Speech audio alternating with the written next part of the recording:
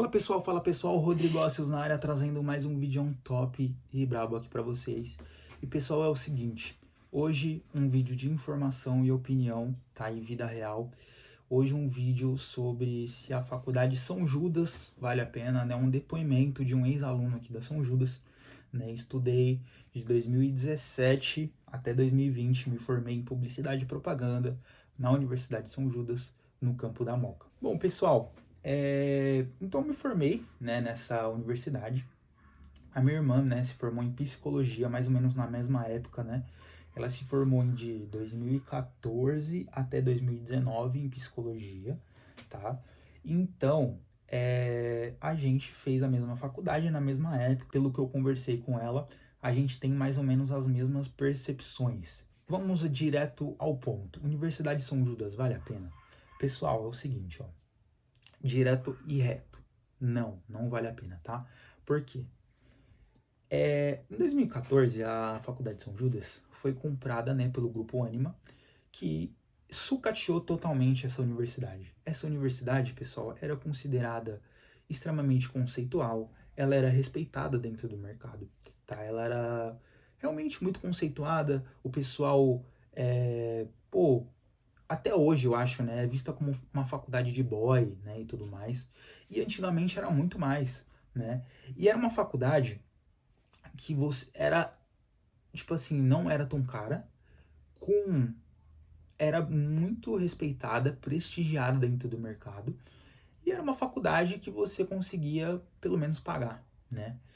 E quando a Universidade São Judas foi comprada pelo Grupo Ânima, não demorou muito para que o ensino começasse a ser sucateado, tá? Então, quando eu entrei em 2017, a gente não percebemos tanto, não tivemos tanto essa percepção de sucateamento, só que com o tempo esse ensino começou a ficar extremamente sucateado. Por que eu digo sucateado, pessoal?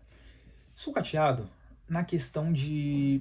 Eu vou pegar aqui um dado, tá, que eu achei muito interessante aqui para vocês, que é do Grupo Cogna. O Grupo Cogna é mais ou menos parecido ali com a Ânima, tá? Então ele compra, é um conglomerado que compra universidades ali e vai comprando e tal, e vai recebendo ali os valores, nem não sei como que funciona, né, mas eles investem ali em universidades, tá? Então o Grupo Cogna lucrou em 2024 um valor de quase 1 bilhão de reais. Pessoal, esse crescimento, né, é apontado, né, pelos especialistas, principalmente, tá aqui, ó, por causa de corte de professor. Então eles dão mais atenção para a área digital, né, para o EAD, para o ensino EAD, que você vai pagar exatamente o mesmo valor de uma matéria presencial, beleza? Se você não passar nesse ensino EAD, você vai pagar exatamente o mesmo valor do que você pagaria por uma matéria presencial. Esse daí já era um motivo para você extirpar essa universidade do seu radar, beleza? Caralho. Pessoal, tem um pernilongo rodeando aqui e, cara, isso só acontece quando você está gravando vídeo. Esse lucro acontece justamente devido ao corte de professores, tá aqui, ó, devido ao corte de professores e a automatização do ensino e turmas maiores. Isso eu senti na pele, né, mais ou menos no ano de 2018 e 2019, que, pô, teve aula que eu tinha 100 alunos dentro de uma classe. Pessoal, é meio que insalubre para um professor que não tem um microfone dar aula para 100 pessoas, certo? Então, naquele semestre, naquela aula específica, que eles simplesmente juntavam 3 turmas, né, eles conseguiram juntar 3 turmas numa sala só. Você tinha que pegar a cadeira de outra turma, porque não dava para todo mundo. É, assim, uma loucura, beleza? Então aconteceu isso. Então, se naquela época aconteceu isso, hoje deve estar acontecendo muito mais. Eu era do campus da Moca, então eu já tive problemas, né, com coisa de mensalidade e tudo mais. Tive que ir na secretaria. Você chegava lá às 6h30 da tarde, pessoal, porque eu na época eu trabalhava, né? Cara, aquele lugar parecia uma rave de, sei lá, R$ 5 a entrada, de tão lotado que tava. Parecia uma balada que era open bar, entendeu? Então, tipo assim, aquele lugar lotado, secretaria lotada. Pra você resolver um problema, você tinha que chegar muito cedo. Tinha gente que não conseguia resolver os seus problemas. Tinha que resolver o problema no meio da aula, né? De repente perdeu uma chamada, perdeu alguma coisa importante devido a estar dentro de uma secretaria, né? Resolvendo um problema. E você ficava lá, cara, mofando lá, esperando os caras chegarem, aí até resolver o seu problema. Aquela faculdade é muito lotada, né? Então meio que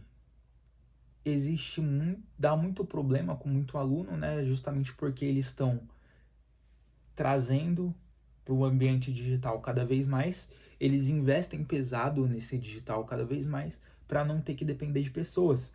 E a partir do momento que você faz isso, pode acontecer de dar um problema nesse ambiente digital, você tem que resolver o problema presencialmente e não acontece. E cara, para você fazer, aí você tinha que fazer um chamado, aí desse chamado os caras tinham que resolver e tal, e trazer, voltar, e perguntar, e às vezes você não conseguia resolver e tinha que ir na secretaria. E é isso, cara, basicamente ocorreu meio que já era uma instituição privada, São Judas, mas aconteceu meio que a privatização da privatização, entendeu? O ensino deixou de ser o principal e o lucro começou a querer reinar, né, nesses ambientes. Eu lembro de uma vez, pessoal, que teve uma situação, né, na verdade teve diversas situações com vários professores, né? Só que teve uma situação específica que eu lembro até hoje, que era de uma aula, né, de publicidade, de um assunto que não era conceitual, beleza? Era um assunto prático, que ao invés do professor dar um livro atual, né, mencionar algum estudo atual e tudo mais, não. O cara simplesmente decidiu mencionar, né, indicar um livro pra gente dos anos 90, beleza? E aquele livro, obviamente, né, estava muito obsoleto, estava muito defasado em relação ao que o pessoal fazia realmente no mercado. Disso daí eu não esqueço porque foi uma situação que aconteceu que, tipo assim, cara, você é professor, você tem que saber, você tem que estar atualizado das informações, de tudo, e você não tá. Isso não aconteceu com um nem com dois. Foram pelo menos aí com 5 professores no mínimo durante esses 4 longos anos de curso. Fora que na época da pandemia, eles não deram nenhum tipo de desconto nas mensalidades e tudo mais, que eu acho que realmente foi uma sacanagem, né, o que fizeram com a gente. Só que é aquilo, eles fazem o que você aceita.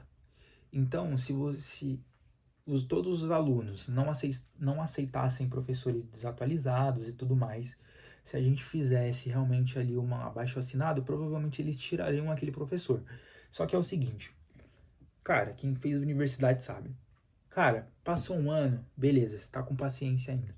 2 anos, tá esgotando. Cara, depois de 2 anos e meio, cara, você só quer pegar o seu diploma, sair, voltar, fazer seu trampo e acabou.